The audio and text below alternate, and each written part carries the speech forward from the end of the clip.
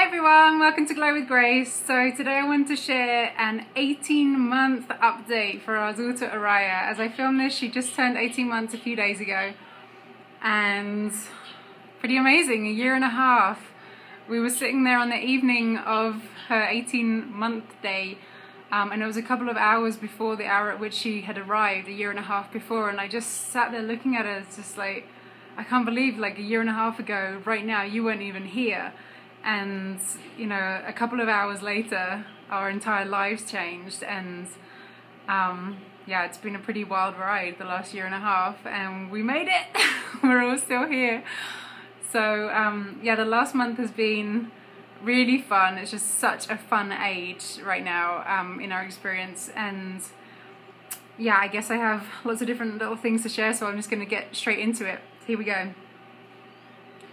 She has been really into books this last month. She was always interested in them, but this month it's gone like totally over the top. It's like, it feels like many hours a day, like not in a big chunk, but just over and over again. She wants to just keep going back to the books, and we sit there and she'll give me things to read, and she often nurses, or she might not even be nursing, she's just kind of like on the breast. And we just read like book after book, and she's constantly, you know, like changing them out, and she has the capacity now to sit through entire books, which is really nice because, you know, as a younger child especially, she just didn't have the patience, she wasn't interested, so she really will like sit with you through a whole book, and she's interested in the whole thing.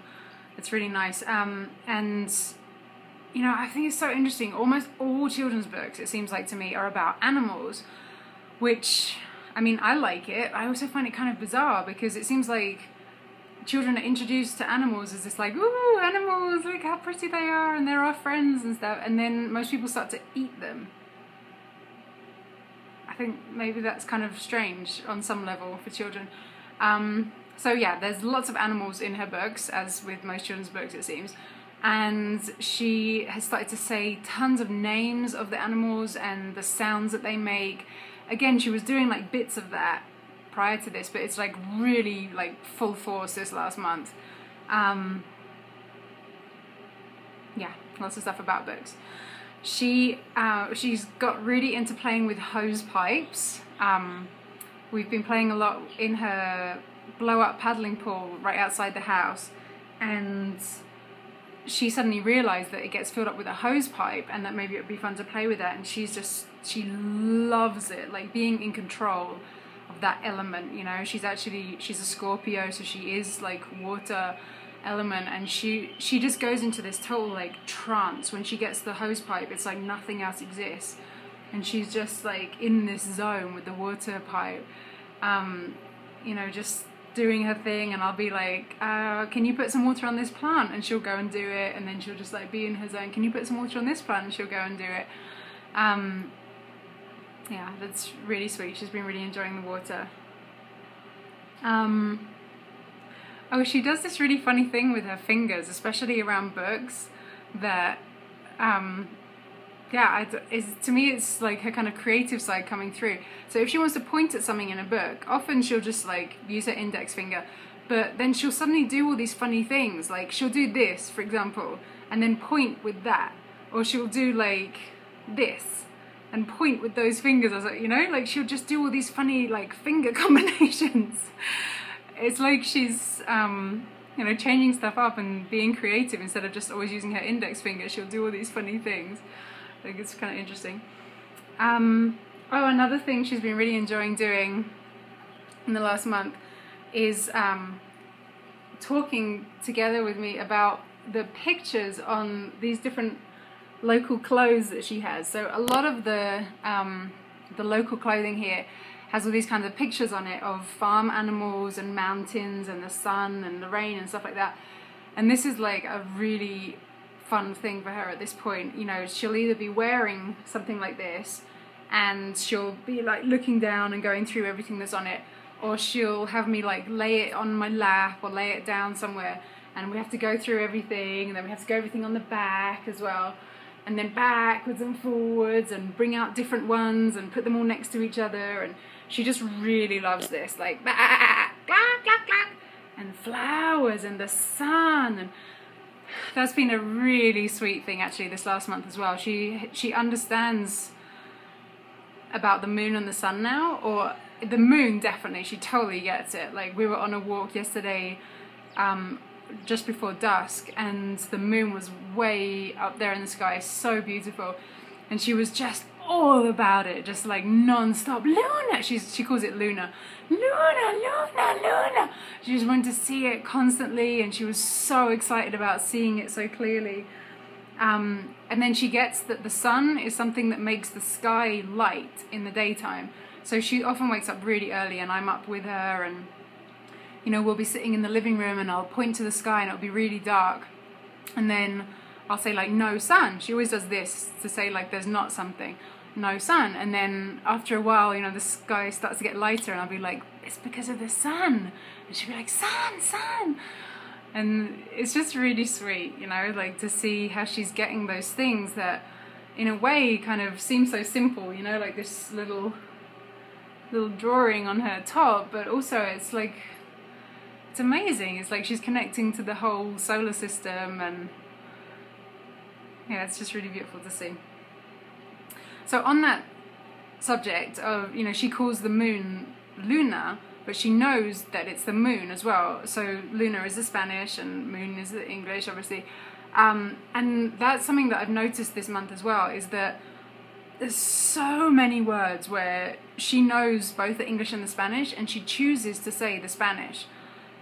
And I think it's really interesting. My feeling is that somehow she finds the Spanish easier to pronounce, because, you know, it's like a Romance language, and it's very la la la la la la la, and the words often have lots of vowels, and I don't know, it's interesting. It's like she totally knows both words, but she'll often favor the Spanish one. Oh, she's been counting a lot the last month. It's just so funny. She does that in Spanish as well. She'll only count in Spanish, and it started with everything was uno, uno, uno, uno, uno, uno, uno, and then she really likes number 8, ocho. So she'll often just be like uno, ocho, ocho, uno, uno, uno, ocho, ocho, and she misses out the other ones. But if you're counting and you get to 7, she'll say ocho, because she knows that that's the next one, you know. So she knows like how the numbers go, but she just only likes saying 1 and 8 at this point.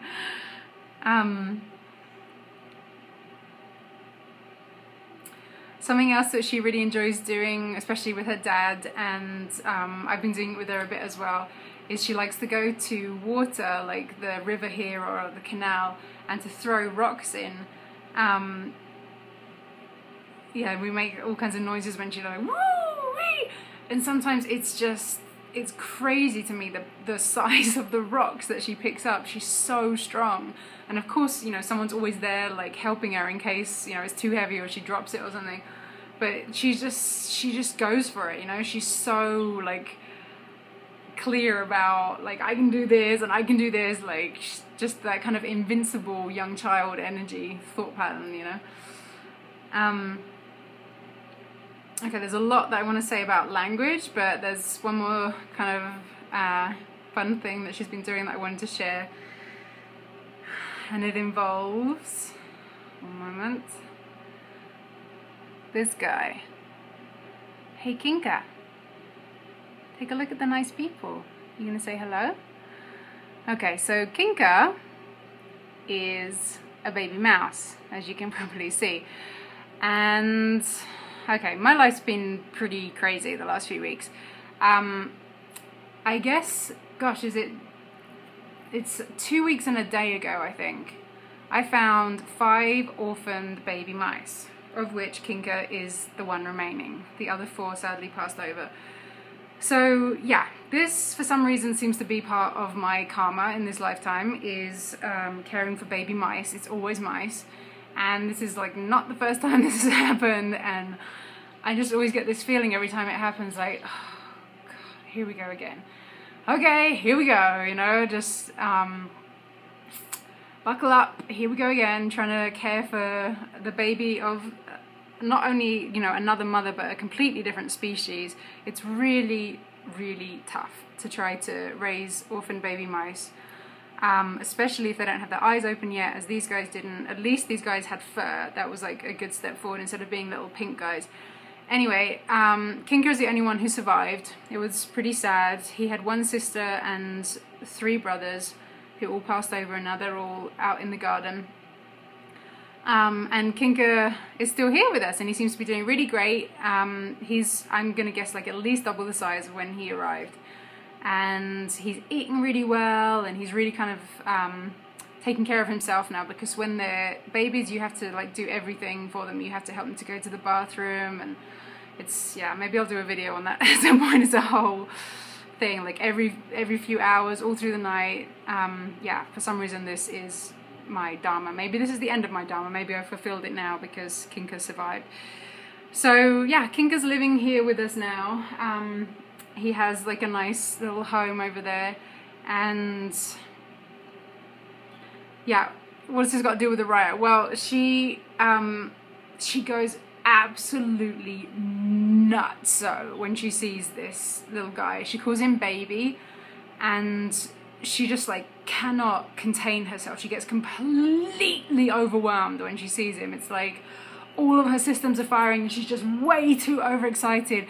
And she just like screaming and baby, baby, and she wants to hold him, and she doesn't want to hold him, and it's just like, it's nuts. So when there were 5 of them, it was completely ridiculous. I mean, it was impossible. I couldn't do anything when she was around, and it still kind of feels like that. Like, I just don't like to do anything regarding him when she's around so far, because she just gets way too overexcited. So yeah, it's going to be interesting to see what happens with little Mr. Kinker. I read that in the wild they typically have a lifespan of only 5 months, because, you know, they're so small and they're prey to so many, and la la la la. And when they're kept by a human, they can often live to like 2 years. So, you know, part of me kind of wants to put him outside because he's a wild animal, right? But part of me knows that he probably wouldn't survive to the end of the day, because he's completely imprinted now by, you know, from being such a tiny baby and then being hand raised. So, you know, he's here with us, and we'll see how it goes with little Mr. Kinker. Okay, so language. You know, this is one of my favourite parts. My degree was in linguistics. So, also in this area, Oria's just like exploded this last month. It feels like every month she brings forth a lot of vocabulary, and it's just been like nutso this month. A couple of little things that I forgot to ever mention here that she's been doing for a long time. She does these little kind of song things to herself, and I just wanted to say them here to kind of record them from my own memory. One of them she says all the time is da ba diju. I don't know what it means, but she just really likes to say it. Da ba diju. And the other one is da do do do do do do, da do do do do do. And again, I don't know what it means, but they're 2 things that she repeats a lot. Like, she really likes saying those. Okay, here we go for words that she's saying. So there's a lot of animal names that she's come out with. She says bunny, puppy, deer, and again she's saying these with my kind of accent, so south of England accent, there's no R pronounced on the end of words, so she says deer and otter rather than deer and otter. She says D, which is the name of a little girl in one of the books that we have for her, and she loves like opening that book and seeing pictures of D. She now says mummy and daddy, which she does not call us. She calls us mama and dada, and in many of the books that we have for her, the parents will be called mummy and daddy, and so she now uses those words like in relation to those books. She doesn't call us those things, but she uses it as a way of referring to the characters in the book. Simba, the name of one of our cats, she nailed his name recently. And and she just talks about him all the time. Simba, Simba! Simba's kind of a bit in your face all the time. He's an orange cat who just constantly wants attention. She says many. It's really sweet because I mean, I didn't realize this, but she always says, oh, many. And I was like, why does she say oh? And then I realized she's trying to repeat so many because it seems like that must be where we mostly use that word with her. We'll say like, oh, so many shoes or something. So she always says, oh, many. It's really sweet. She says tomato. She says purple, which always has seemed like it's her favorite color, and it really seems like it now. She has like all these different shoes. We actually put them all into a bag for her because she had like so many pairs of shoes that she was getting like stressed about, like they were all in different places and trying to carry them all at the same time and stuff. So we put them in a bag, and she'll tip them all out on the floor, and she'll always be like, purple, purple shoes, and she'll want to put the purple ones on. It's like her big thing. Sun, she says. Oh, I don't think I ever mentioned recently, she now says her name as YAAAAY. Oops. She now says her name as YAAAAY, which for any Icelandic people watching is kind of funny for me. In Icelandic, YAAAAY is like something that you say kind of like, right, well then, or well, there we go, or something. That kind of equivalent. So it's kind of funny. She calls herself YAAAAY. She says mushroom, which is really funny. She started to see them growing around in different places, and she has some on her shoes and stuff. Mushroom. Alright, I think that's all the English ones. And then there's a lot of names as well in the Spanish ones. She says Marlon, which is the name of one of the guys who works in the garden. It's so sweet. He's very kind of like austere, kind of macho energy, and she's like, Marlon! It's really sweet. Oh, I don't know if I wrote down here, and I don't know if I said it last time, but anyway, she says hola as well now, and I didn't know she could say that. It was really funny. I was walking with her one day, and she just suddenly looked at one of the workers and was like, hola! I didn't know she even knew that word. She says luna for the moon. She says puerta for doors. She says tapa for lid. And again, all of these, she knows the English for all of these, but she chooses the Spanish. She says esta, as in like this. She uses that a lot for like almost everything. Esta, this, esta. She says uvas for grapes. She says mucho, also for a lot of things, like mucho ducks and mucho dogs and mucho. For like many of all the things. She says amada, the name of one of the women who works with us. She says mande, which I still haven't totally understood the meaning of, but it seems like they use it here for like, if you say something and they didn't really catch what you said, they'll say mande.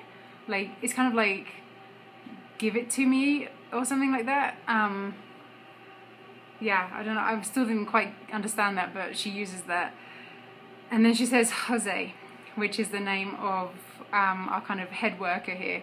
And it's really funny the way she says it. It sounds almost like horsey. She'll be like, horsey, horsey.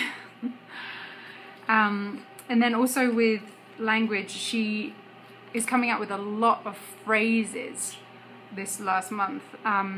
So she'll be like, more tea, like if she wants more tea, more tea, and she'll say to me, no mama, no. If she doesn't like what I'm doing, if she wants me to move or something, she'll be like, no mama. She'll say things like muchos puppies, again, like that kind of thing. She's always like pointing out that there's many of something if she sees a lot. And then she'll have like this whole little kind of conversation or like little spiel coming from her, full of phrases. So she'll be like, one morning we went out into the living room and she was like, there was all these shoes on the front. She was like, wow, shoe, otra shoe, more shoes, muchos shoes. You know, it's like all these little phrases one after the other. It's just so cool to see, you know, how the language develops. And of course, you know, at some point she's going to be coming out with whole sentences, all being well. So I think I'll wrap it up there because that's been really long already. So yeah, it's just a lot of fun at this age, super thrilled to be at 18 months, and here's to the next 18 months, I guess. Thanks everybody, ciao.